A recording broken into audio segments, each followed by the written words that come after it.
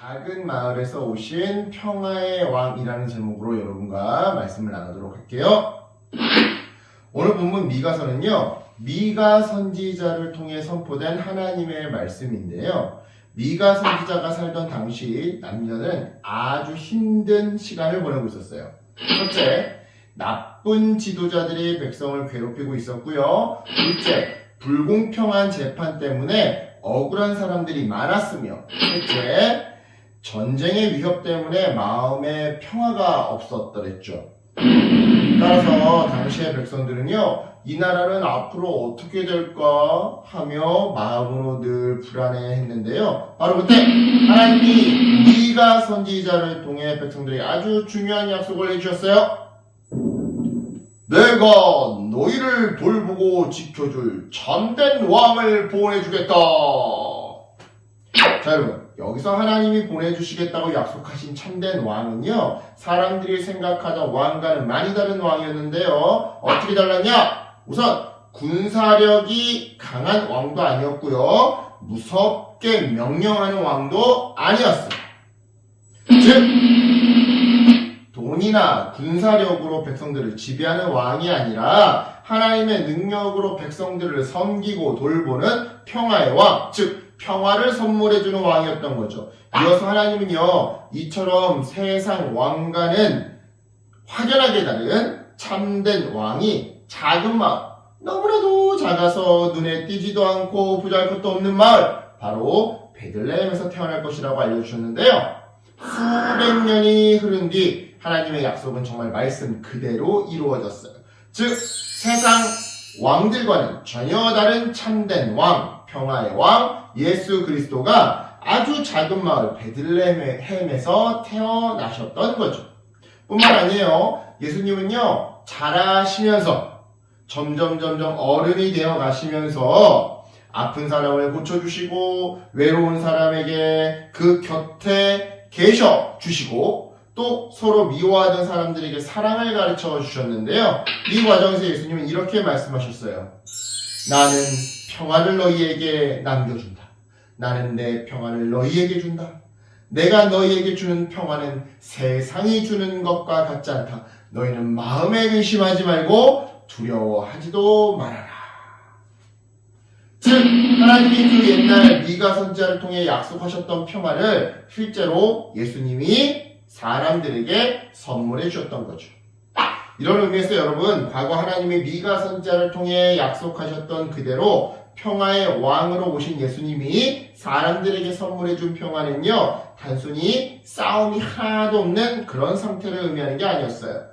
마음이 불안할 때 하나님이 괜찮아, 내가 함께 있어 라고 말씀해 주시는 평화. 속상한 마음이 올라올 때 하나님이 그 마음을 다시 가라앉게 해주시는 평화. 미워하는 마음이 올라올 때 하나님이 그 마음을 용서의 마음으로 바꿔주시는 평화. 바로 이러한 평화가 바로 하나님이 약속하시사 예수님을 통해 우리에게 선물해 주신 참 평화였죠. 뿐만 아니에요. 이처럼 예수님은요, 우리 마음에 평화를 선물해 주신 다음 그 평화를 선물 받은 우리가 다른 사람에게 그 평화를 다시 선물하도록 설득하시고 용기 주시고 지혜를 주시고 힘 주시는 분인데요. 이 대목에서 여러분, 우리는 어떻게 해야 예수님께 받은 평화를 다른 사람들에게 잘 전달할 수 있을까요? 몇 가지 구체적인 방법이 있는데요. 먼저 다툼이 생길 때 먼저 멈추는 거예요. 상대방보다 먼저 내가 멈추는 거예요. 즉, 학교나 집에서 친구 또는 가족과 말다툼이 생길 때 화가 나도 한번 멈추고, 내가 먼저 한번 멈추고 소리치고 싶어도 내가 먼저 참으면서 내가 잘못한 게 없다 하더라도 내가 미안해 라고 먼저 말해보자, 이 말이죠. 이어서 혼자 있는 친구 곁에 다가가는 거예요. 즉, 쉬는 시간에 혼자 앉아있는 친구를 보면 같이 놀래? 하고 말 걸어주고 조용히 옆에 앉아주면서 웃으며 인사해주자, 이 말이죠.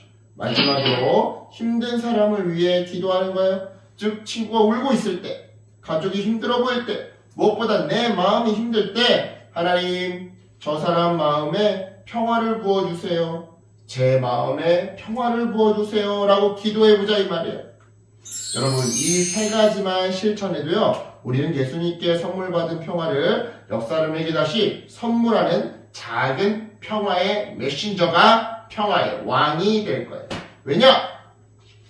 화를 먼저 참는 것은 예수님의 평화를 가장 빠르고 직접적으로 전달하는 방법이고, 외로운 사람을 혼자 두지 않는 것은 예수님의 평화를 분위기와 감정으로 전달하는 방법이며, 힘든 사람을 위해 기도하는 것은 예수님의 평화를 성령 하나님을 통해 전달하는 방법이기 때문인데요. 이런 의미에서 끝으로 하나님은